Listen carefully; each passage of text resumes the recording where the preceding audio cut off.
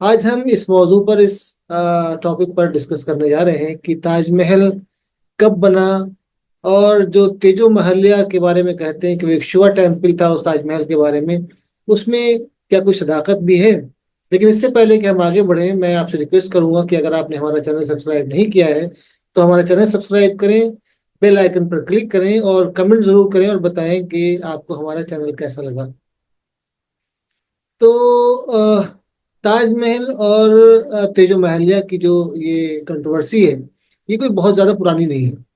ये बहुत तकरीबन ये आप समझें कि लेट 20th सेंचुरी में एक साहब गुजरे हैं, पीएन ओक। पीएन ओक जो है वो संघ आइडियोलॉग माने जाते हैं।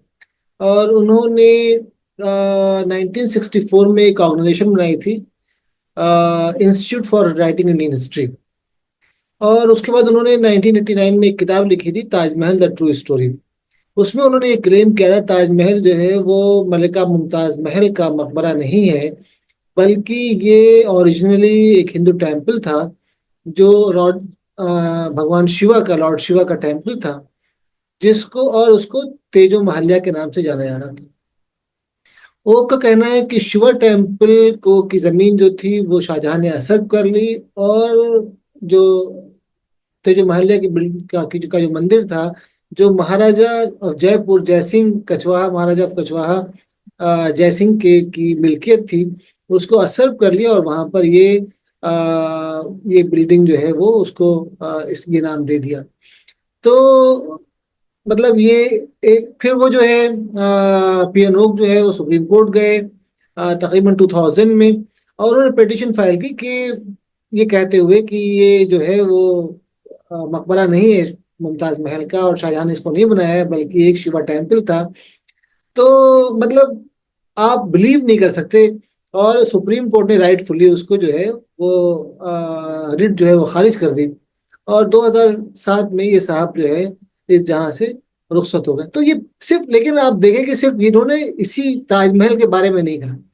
इनकी जो स्टोरी है, इनकी जो कहानी है, आप देखें, अगर आप सुनेंगे तो आपको हंसी आएगी।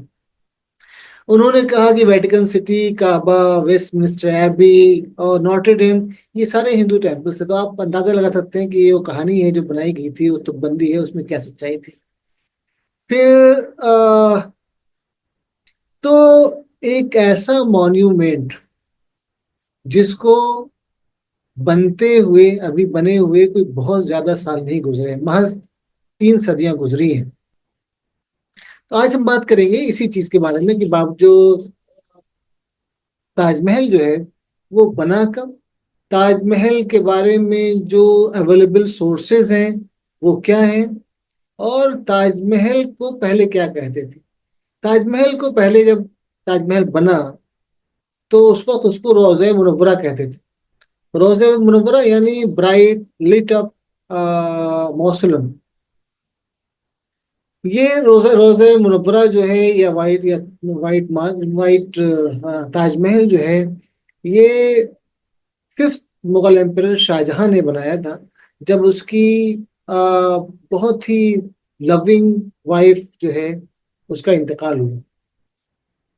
ये तकरीबन 42 एकड़ में फैला हुआ है और इसको कमीशन किया गया था 1631 में। तकरीबन जैसे ही अब मुमताज महल का इंतकाल हुआ, मुमताज महल जब कहीं बाहर थी, उनका इंतकाल हुआ था, उस वक्त मुगल एम्पायर शाहजहां ने इसको कमीशन किया। और शाहजहां ने सिर्फ यही बिल्डिंग नहीं बनाई है, शाहजहां को मुगल एम्पायर का one of the biggest builders कहते हैं। आप दिल्ली का जो रेड फोर्ट है, आप देखें, जो पूरा रेड फोर्ट का पूरा कॉम्प्लेक्स था, बल्कि शाहजहानाबाद जो पुराना जो दिल्ली का सेवंथ सिटी जो क्रिएट किया था शाहजहां ने, वो उसका पूरा लाल जामा मस्जिद के बराबर में एक इंपीरियल कॉलेज था, उसी के बराबर में एक इंपीरियल हॉस्पिटल था। वो सारी बिल्डिंग्स जो है, वो सारा कंस्ट्रक्शन जो है शाहजहां। इसके अलावा भी पूरे मुल्क में उसने अलग अलग जगहों पर बेशुमार जबरदस्त मॉन्यूमेंटल बिल्डिंग के काम किए थे, कंस्ट्रक्शन के काम किए थे। ताजमहल एक्सेप्शन नहीं था। ताजमहल एक्सेप्शन इसलिए था कि उसने एक ऐसी मार्वलस बिल्डिंग क्रिएट की जो हिंदुस्तान के लिए एक वजह इफ्तिखार बन गई। हर आदमी को इसके ऊपर गर्व होता है कि वो हमारी बिल्डिंग है। और जब भी कोई आता है, मत कोई भी डिग्नेटरी आता है, आप ओबामा की बात करें, आप किसी की भी बात करें, they all are invariably taken to Taj Mahal to have their pics clicked by the best of photographers. तो ताजमहल का जो कंस्ट्रक्शन है वो शुरू हुआ था 1631 में, और 1648 में ये कंप्लीट हुआ। और उसके बाद जो है वो ताजमहल के ऊपर जो कॉस्ट थी उस जमाने में बिल्डिंग की, आप एक अस्टाउंडिंग कॉस्ट थी। तकरीबन 32 मिलियन रुपीज उसकी कॉस्ट थी, जो अगर आप उसको इस जमाने के लिहाज से मानेंगे, 2015 में जो था, जो एक्सचेंज रेट था, उसके लिहाज से 52.8 बिलियन, तकरीबन 1 बिलियन डॉलर के बराबर उसके ऊपर खर्च हुआ था। तो ऐसा नहीं था कि वो शाहजहां के बारे में बहुत से लोग क्रिटिसाइज करते हैं कि, मतलब सिर्फ एक क्रिटिसिज्म नहीं है कि ये जो है वो टेम्पल को बना लिया उसने, रोज़े मुनव्वरा, बल्कि भी कहते हैं कि वो 20,000 लोग जो कारीगर थे सबके हाथ कटवा दिए थे। ऐसी बेसलेस स्टोरीज उसके बारे में जिनमें कोई सदाकत ही नहीं। तो ये जो बिल्डिंग का जो डिजाइन है, ये आउट एंड आउट एक पर्शियन इस्लामिक स्ट्रक्चर है के अंदाज से बनाया गया है। आप देखिए उसमें मीनार हैं, जो मेहराब हैं, जो उसमें गुंबद है, वो उसका तो कोई सबूत ही नहीं मिलता हमारे हमारे आर्किटेक्चर के बजाय। ये लोग जो कह रहे हैं कि ये इसके बारे में, बल्कि जो दो 2022 में जो सुप्रीम कोर्ट में पिटीशन फाइल की गई थी, उसमें जो पैटिशनर था उसने कहा कि मिडिवल और पर्शियन और दूसरे सोर्सेज में कोई ऐसा सबूत नहीं मिलता कि ये शाहजहां ने बनाई थी। इसके बारे में कोई वो नहीं है। अब देखें, आप किसी भी किताब को उठाकर देख लें, चाहे वो यानी जो फॉरेन ट्रेवलर्स हो, या जो पर्शियन अकाउंट्स हो, या इवन संस्कृत अकाउंट्स हो, सब में इसका तस्करा मिलता है। एक लेट मिडिवल पीरियड, जब अंग्रेज यहाँ आ रहे थे पूरी दुनिया से, मतलब ट्रेवलर्स आते थे, डायलॉग्स होते, अकबर के जमाने से आ रहे हैं, तो वो उसके बारे में बात, मतलब ये अनथिंकेबल बात है। तो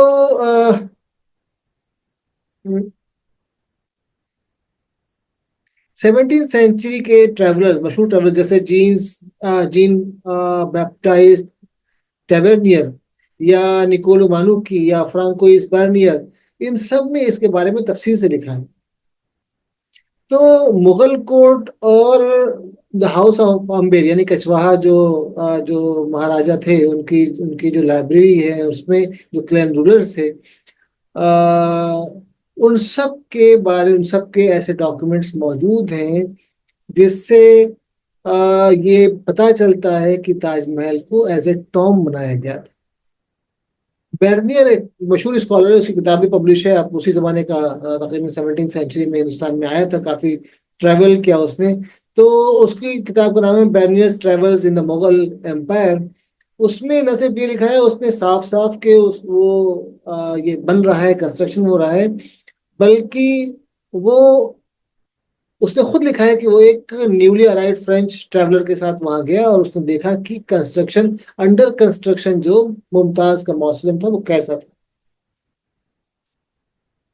फिर आप देखिए, अगर आपको जरूरत है पेपर्स की या डॉक्यूमेंट्स की, तो अगर आप जाएं बीकानेर आर्काइव्स में जाएं, जो राजस्थान स्टेट आर्काइव या और सिटी पैलेस म्यूजियम जयपुर में है, तो आपको वहां पर न्यूमरस ऐसे डॉक्यूमेंट्स मिल जाएंगे, मुगल डॉक्यूमेंट्स भी और कछुआ डॉक्यूमेंट्स भी, कि जो जो जमीन थी जिस पर वो बनाई गई, ताजमहल को बनाया गया, उसको बादशाह ने, यानी शाहजहां ने खरीदा, और जयसिंह से खरीदा।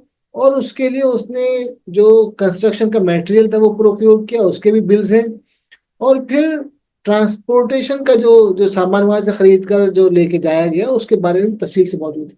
और वो फरमान भी मौजूद है, आप देखें, वो फरमान भी, ओरिजिनल फरमान ही मौजूद है, जिसमें मुगल एम्परर शाहजहां ने जय सिंह को, जो ताजमहल की जमीन शाहजहां ने ली बनाने के लिए, खरीदी उससे, उस जमीन से 4 गुना बड़ी जमीन जो है शाहजहां ने बादशाह को, जो कछवाहा किंग था, उसको दी।